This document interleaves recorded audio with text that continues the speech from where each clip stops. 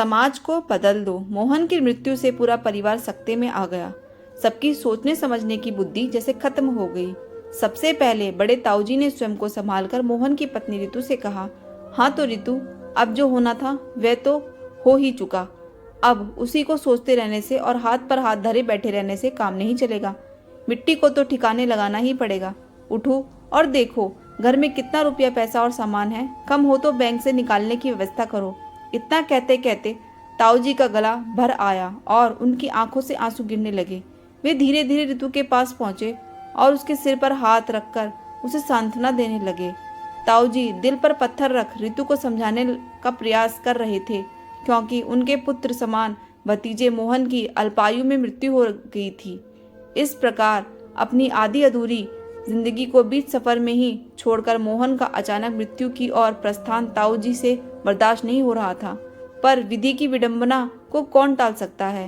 वे सोच रहे थे कि जाने की उम्र तो मेरी है, चला गया मेरा प्रिय मोहन, पर अब क्या हो सकता है, उसका क्रियाक्रम तो करना ही पड़ेगा। कहाँ उसको लगी छोटी सी चोट भी कलेजा दहला देती थी, और आज अपने ही हाथों से उसे अग्नि को समर्पित करना पड़ेगा। हाय भाग्य, तू जो ना कराए सो कम है। अपने आप को संभाल कर रितु से कहा, बेटी धैर्य रखो, अपने बच्चों की तरफ देखो और अंतिम संस्कार की तैयारी करो। हम लोग तो यहाँ नए हैं, कुछ जानते नहीं हैं, इसलिए बेटा तुम्हें ही सब देखना पड़ेगा। देखो सब हिसाब किताब जोड़ो तो बेटा। तभी प्रीता ने के चाचा ने कहा, आप भी बड़े भैया, इस समय हिसाब किताब कौन लगाएगा। 1000 खर्च एक के बाद एक निकलेंगे, न जाने कितने काम आ पड़ेंगे। रितु तुम चेकबुक लाओ, एक बार में ही 20,000 रुपये निकाल लेता हूँ, बाद में और जरूरत पड़ी तो देखेंगे। रितु चुपचाप बैठी बैठी आंसू बहा रही थी। सब व्याकुल हो रहे थे, सब दुखी भी थे, पर अब मिट्टी कितनी देर घर में रखी जा सकती है। पैसों की जरूरत तो पड़ेगी ही, सोच रही थी रितु। कहाँ से लाए इतना पैसा।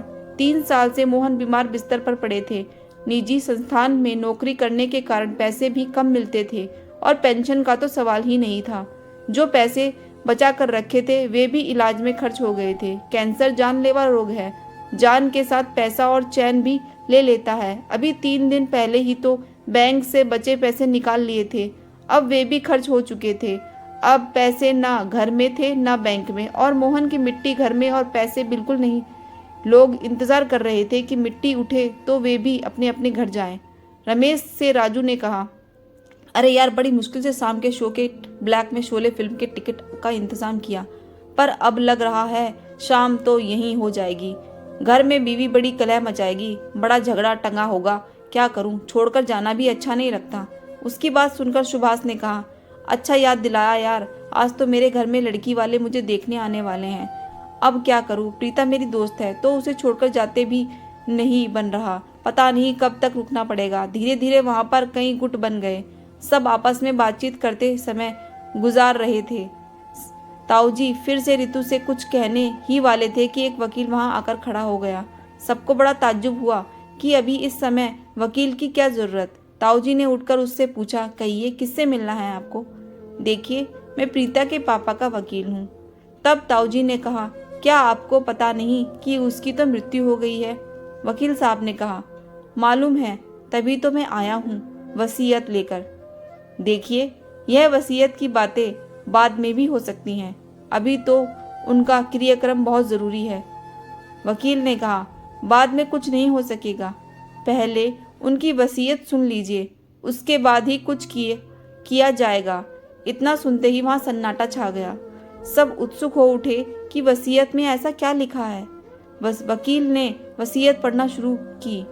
मैं मोहन अपने पूरे होशो हवास में यह वसीयत करता हूँ कि मृत्यु उपरांत मेरी आंखें और पूरा शरीर चिकित्सा विज्ञान के विद्यार्थियों की सुविधा हेतु मेडिकल कॉलेज को दान दे दिया जाए और इसमें कोई रुकावट ना बने तो मुझे असीम प्रसन्नता होगी।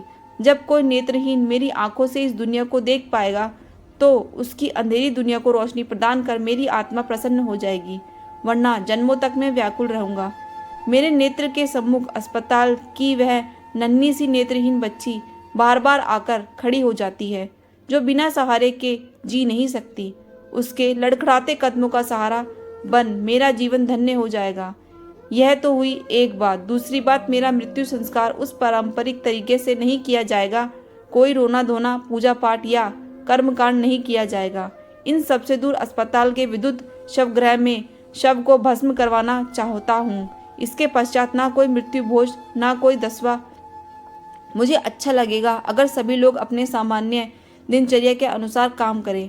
मैं जानता हूँ कुछ लोग इसकी आलोचना के साथ साथ विरोध भी करेंगे।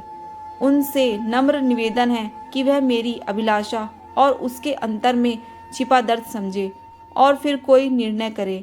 कैसे बयां करूं अपना दर्द, वो दर्द जो मैंने जिया है, भोगा है उसे मैंने, और कभी उस ऋण से उऋण नहीं हो पाया जो मुझे चुकाना था। बहुत पुरानी बात है, मेरे माता पिता की मृत्यु हुई तब घर के हालात बहुत खराब थे।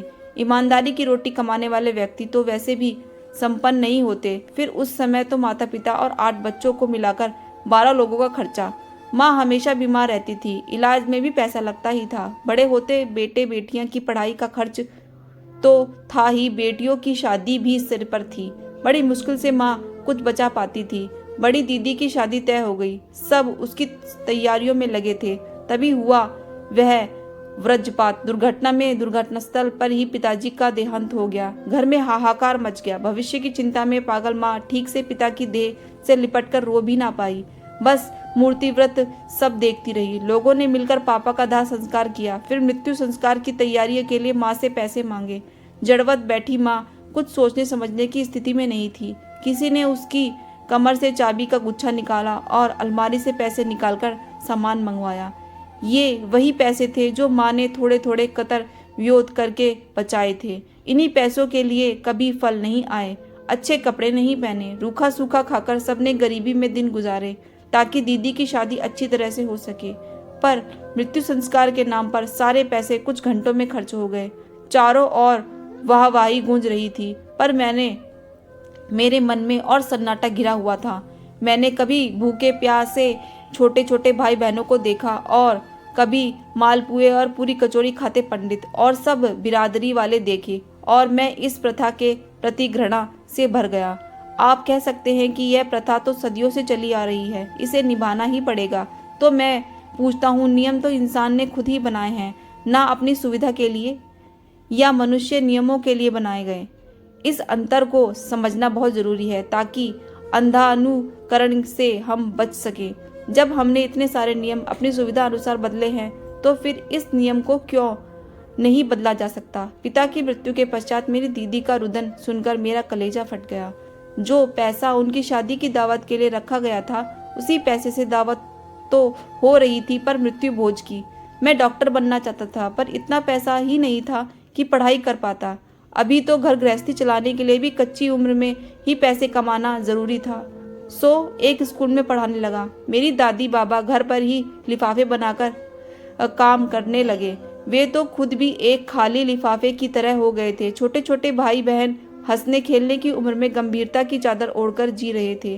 मैं कभी कभी सोचता, दादा दादी भी तो बूढ़े ही हैं, अगर उन्हें कुछ हो गया तो क्या होगा। उनकी मृत्यु संस्कार और मृत्यु भोज के लिए सिर की छत भी चली जाएगी क्या। खैर, छत तो नहीं गई, पर जो ऋण मैंने उस काम के लिए लिया, उस ऋण से आज तक उऋण नहीं हो पाया हूँ। उस ऋण के तले दबा मेरा परिवार सिसक सिसक कर सांस लेने को मजबूर हो गया। आय का आधा भाग तो हर महीने ऋण चुकाने में चला जाता। बचे पैसों से घर कैसे चलता होगा, इसकी कल्पना आप भी कर सकते हैं। इसलिए मैं नहीं चाहता कि मेरे पश्चात मेरे बच्चे उस दावानल में झुलसे जिसमें मैं आज तक झुलसता रहा हूँ।